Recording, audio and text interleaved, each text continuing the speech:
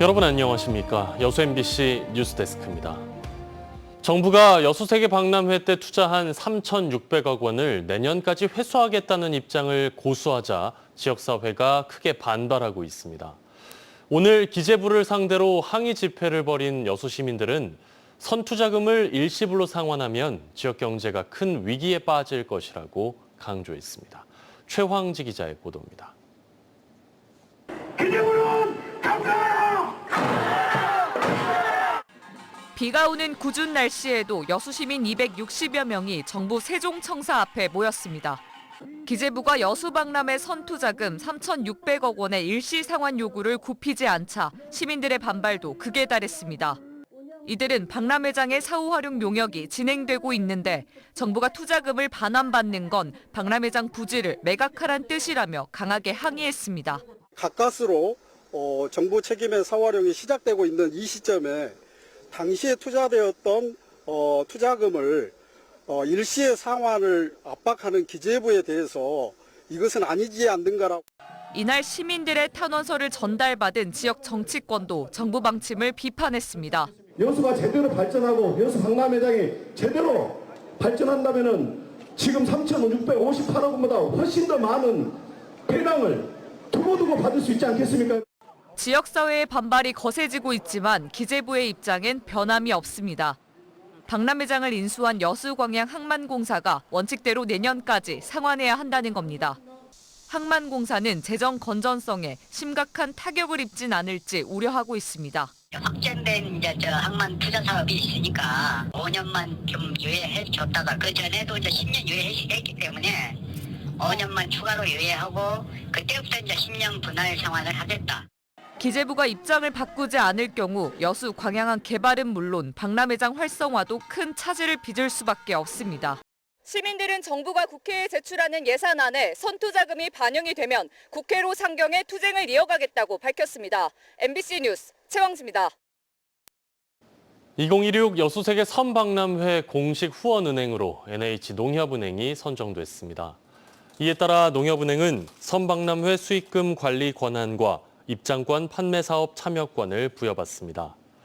농협은행 측은 조직위원회에 2억 원의 후원 증서를 전달했으며 선박람회 입장권을 사전 구매하고 전국 지점에 설치된 ATM과 유인물 등의 박람회 로고를 추가해 선박람회 홍보에 동참할 계획입니다. 고흥군이 스마트팜 혁신밸리 실증단지 운영 시스템을 구축했습니다. 고흥군은 지난해 10월부터 지난 5월까지 분석과 설계, 구축, 개발을 마치고 안정화 단계를 거쳐 오는 14일부터 본격적으로 운영할 계획이며 실증단지 운영과 실증 데이터 수집, 저장과 분석, 인공지능 기반의 작물 생육, 수확량 예측 등의 서비스 제공이 가능하다고 밝혔습니다. 고흥 스마트팜 혁신밸리 실증단지는 유리온실 11구역과 노지 4구역 등 총 15개 구역으로 구성돼 있고 지난해 11월부터 본격적인 운영을 시작했습니다. 정부가 가뭄과 홍수 예방을 위해 전남 지역에도 댐을 건설하기로 했습니다. 순천에서는 와룡 저수지를 재개발하는 이른바 옥천댐 계획이 포함됐는데요. 7년 전 같은 사업이 추진됐지만 당시 강한 반발에 부딪혀 무산됐는데 이번에는 주민들과 시민단체의 우려를 불식시킬 수 있을지 주목됩니다. 유민호 기자입니다. 정부가 신규 댐 후보지로 지정한 순천 와룡저수지입니다. 저수지 옆 옥천은 순천 도심으로 흐릅니다. 저수지의 제방을 더 높게 쌓아서 홍수조절댐으로 재개발하겠다는 구상입니다.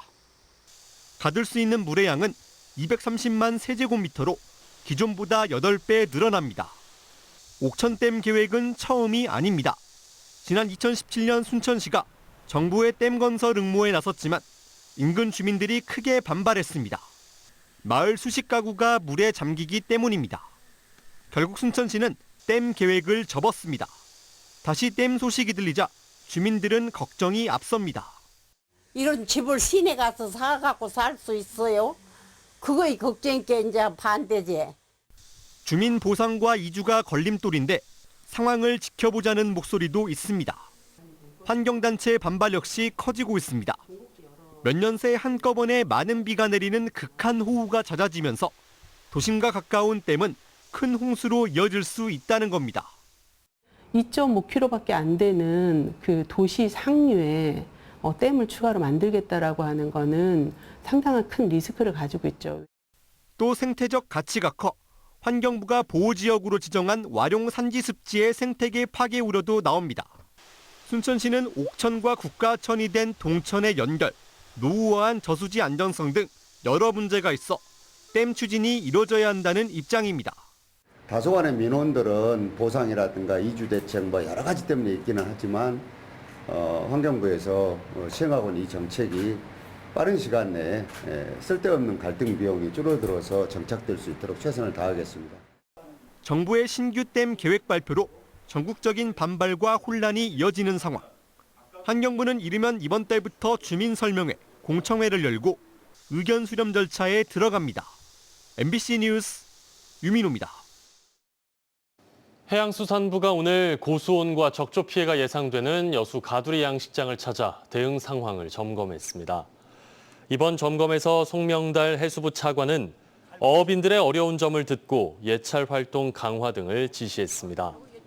현재 전남 해역에는 고수온 심각 1단계와 적조 예비특보가 내려진 상태로 수온이 평년보다 1도가량 상승할 것으로 예측됐습니다. 전남도와 여수시는 비상체계를 유지하고 있으며 산소 발생기와 황토 등을 확보해 피해 대응에 나서고 있습니다. 전라남도가 축산농가들을 대상으로 폭염 피해 최소화를 위한 대책을 추진합니다. 전라남도는 폭염특보에 따른 관리 요령 등을 축산농가에 지속적으로 전파하고 축사 내부 온도를 낮추기 위해 펌프차를 지원받을 수 있도록 소방본부와 협력체계를 구축했다고 밝혔습니다. 전남 지역의 가축 폐사 신고는 어제 기준으로 91개 농가, 닭과 오리 등 10만 2천여 마리이며 피해액은 13억 원을 넘어섰습니다. 요즘 같은 폭염 속에서도 폐지를 수거하러 다니는 어르신들이 있습니다. 광주시가 이런 노인들을 돕겠다며 대책을 시행하고 있는데요. 정작 기초생활수급자는 대상에서 제외해 논란이 일고 있습니다. 천홍희 기자입니다. 광주의 한 행정복지센터에 폐지를 줍는 어르신들이 모였습니다. 바깥에서 일하는 대신 실내에서 캔과 플라스틱 등 재활용품을 분류합니다. 폐지 줍는 노인들을 폭염으로부터 보호한다는 취지로 진행되는 사업입니다. 어르신들은 일주일에 2번, 하루 2시간 일하고 20만 원을 받습니다. 시방 같은 때는 5시 되면 나가도 그렇게 와라. 매일 까면 이 옷 다 뭉치 여기 제게 가야. 폭염에 쓰러지는 노인들을 보호하겠다는 대책이지만 논란이 불거지고 있습니다. 폭염에 폐지 줍는 노인들을 보호하겠다는 취지와 다르게 광주시는 다른 지원을 받고 있다는 이유로 기초생활수급자 등을 지원 대상에서 제외시켰습니다. 국가에서 현금을 지원받고 있는 기초생활수급자나 다른 노인 일자리 사업 참여자에게는 이중 지원을 할 수 없다는 논리입니다. 그러다 보니 수혜 대상은 크게 줄 수밖에 없습니다. 광주에서 폐지 줍는 노인은 607명, 이 중 400명에 가까운 노인이 지원 대상에서 제외됐습니다. 이러다 보니 폐지를 줍는 노인들은 불만입니다. 뙤약볕에 노출돼 있는 것은 똑같은데 폭염을 피할 수 있는 대책에 왜 자신들은 빠져야 하냐는 겁니다.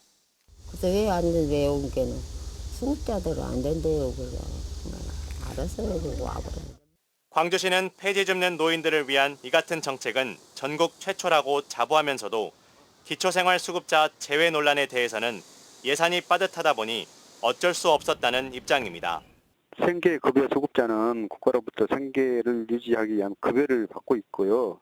지금 시 재정이 열악함에도 불구하고 이렇게 어르신들 지금 지원을. 광주에서 폐지를 줍는 600여 명의 노인 가운데 기초생활수급자 등을 제외한 사업 지원 대상자는 215명. 그중에서도 실제로 실내 작업에 참여하는 노인은 37%인 79명에 그치고 있습니다. 나머지 520여 명의 노인들은 여전히 뙤약볕에 나와 오늘도 폐지를 주우러 다니고 있습니다. MBC 뉴스 천홍희입니다. 요즘 정말 많이 더우시죠? 전남 지역의 무더운 날씨와 열대야가 계속되고 있습니다.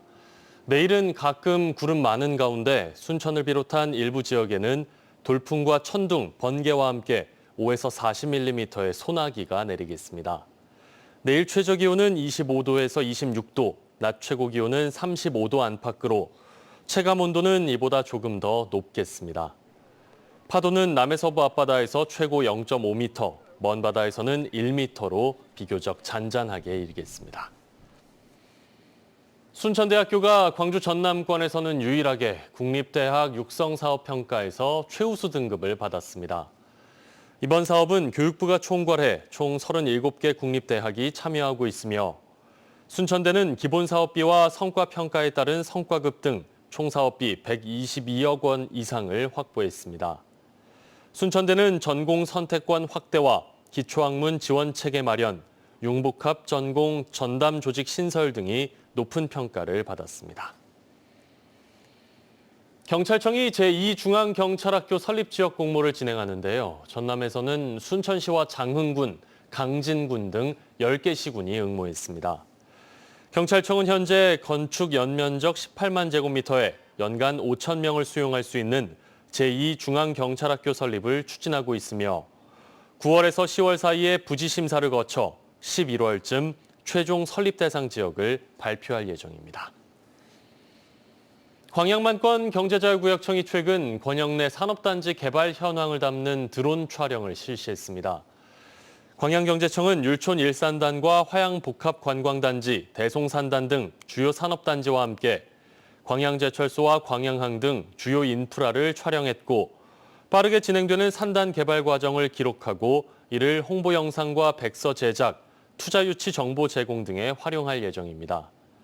경제청은 특히 황금산단과 율촌 일산단 등 신규 입주기업이 많은 산단의 최근 모습을 촬영해 입주기업의 홍보 자료로 제공하는 등 지역민과 투자기업들에게 지속적으로 광양만권의 정보를 제공하겠다고 밝혔습니다. 순천시가 내일부터 이틀간 해룡면 와온항에서 순천만 갯벌 콘서트를 개최합니다.